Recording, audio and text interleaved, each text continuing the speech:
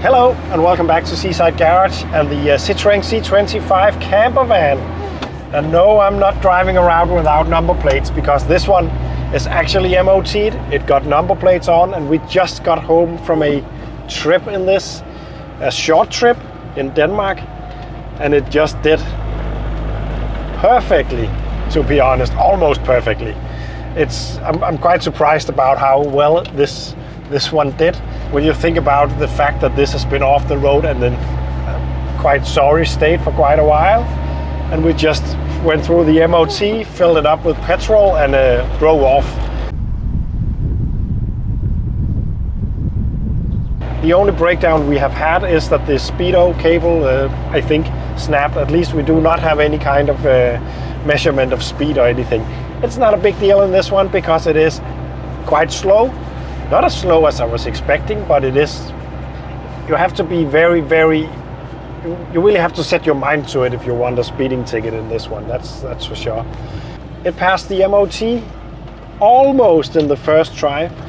Some of you might remember that I got a MOT check when I got this one, and I got a list of stuff that I needed to fix, and I actually forgot one of the rust holes. I don't know how I can forget something that is written down on a note that I have been reading all the time, but I forgot a hole. So I fixed that and then it passed the MOT. Then I actually noticed rust underneath the passenger seat that was really bad. The seat was going through the floor. That was not seen on the MOT because it's difficult to see, but that is now fixed and the car is pretty solid. There is still some rust up here, but it's not too bad, and it was definitely good enough for MOT.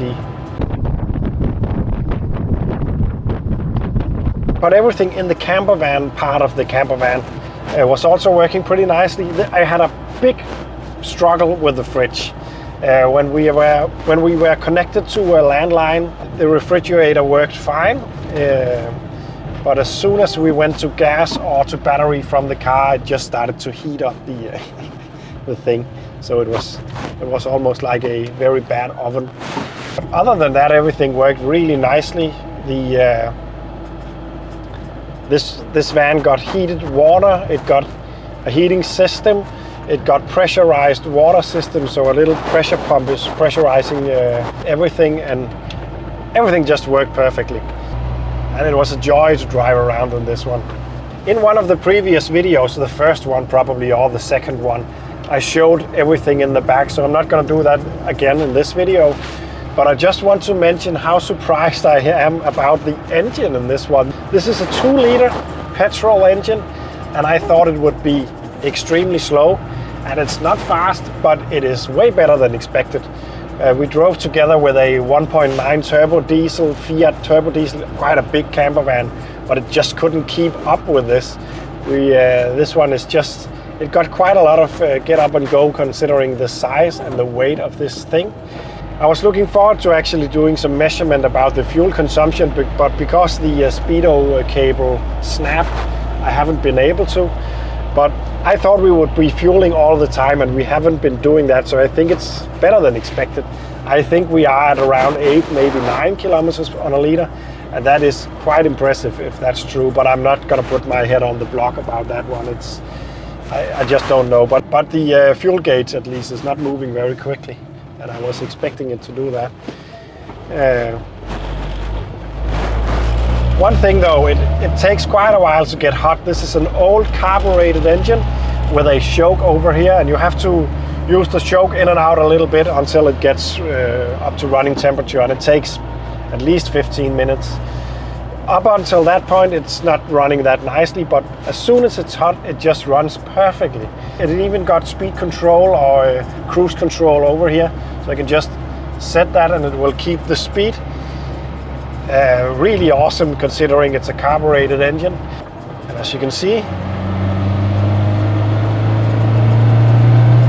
yeah, it's not fast, but it's moving, and I'm quite impressed by it, to be honest. One thing that is a little bit annoying, especially when parking and driving in cities, especially, this is a city camper. It's called city camper. If you look at the roof, it's written with colorized text up there. And a city camper from 93, I think it's from 93 and 94. But you would expect power steering from a city camper in the middle of the 90s, and there is not. And it's very heavy to maneuver around in tight spots. The other camper, the 4x4 I have, got power steering, and it's pretty awesome. But it got one big problem though, and it's quite a serious one, and it's so serious that we're probably gonna sell this or swap it for something else, and that is this. Because this is the other camper van that I got. I actually found that one using this one. I drove past this one in the garden and made an offer. So it's a bit weird that this is the problem why we probably won't keep this one. But this one just speaks so much more to the way that we want to go on vacation. But it was really nice to try this, to know that this is the way to go. This is a turbo diesel. That's one thing. The other thing is it's a 4x4. It's completely the same size as the white one. The main difference is that this is way more simple. Like very simple. I built this interior a couple of years back when I fixed all the rust. It's very simple. This is a bed that folds down and makes actually the entire interior into one big bed. This is something that we would like to change because the interior on the white one is so nice and it's just so usable. Yes, in theory it could be cool to just take everything from the white one and put on this one, but I'm not gonna take this one apart. It's way too good for that. So I'm gonna build something else, and we also want to keep the simple style, to be honest. We would like to make the kitchen work a bit better. We would like to have some kind of seating that works a bit better than this. But this camper is just so cool. There's one big catch though, and that is I can just barely stand up. I can't because I'm crouched down a little bit. I think it's 180 something, 85 maybe in here, and I'm 192. So that's really annoying, especially when you are cooking and stuff like that.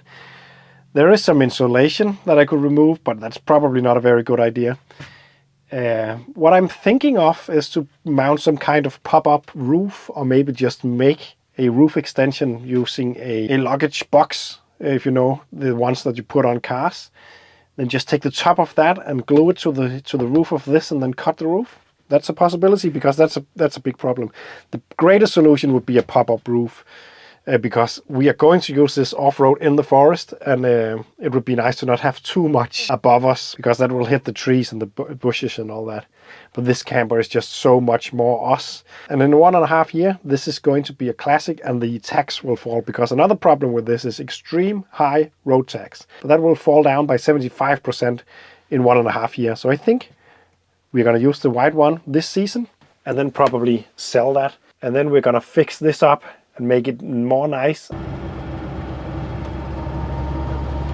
And it's a bit surprising, because when we saw this was just perfect. As some of you might know, we had a child last year. She's now 1 year old, and we would like to have something a bit more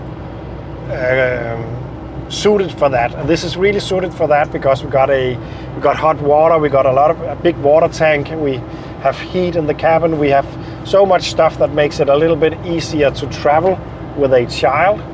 But we just realized that the kind of camping that you do in this kind of thing is not it's not really the way that we want to go on vacation. We would like to get away from cities and away from towns and into the wild, go on fishing trips, and just park in the middle of the forest down by the lake and all that.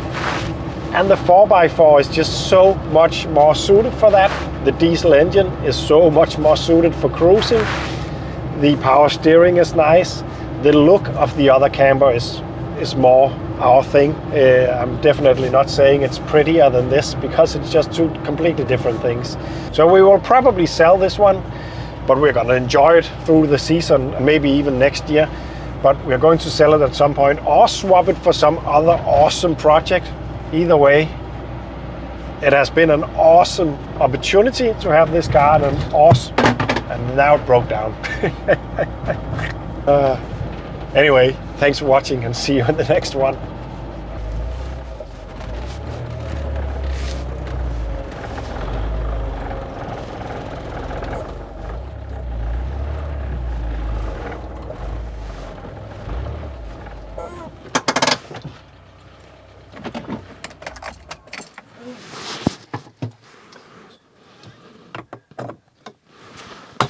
There we go, it's fixed.